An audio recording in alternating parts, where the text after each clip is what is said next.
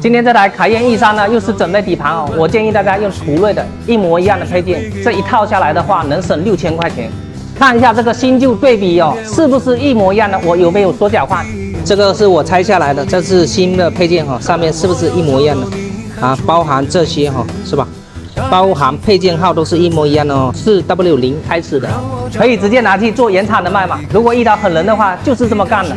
所以说我们要以防万一哦，教大家一个办法，不管你去哪里维修哦，他如果告诉你用原厂的配件的话，你记得哦，包装袋跟旧的配件一定要带走，出门右拐扔到垃圾桶旁。这么热的天气，让环卫工人捡走了买瓶水喝，不好吗？一举多得啊，防止奸商。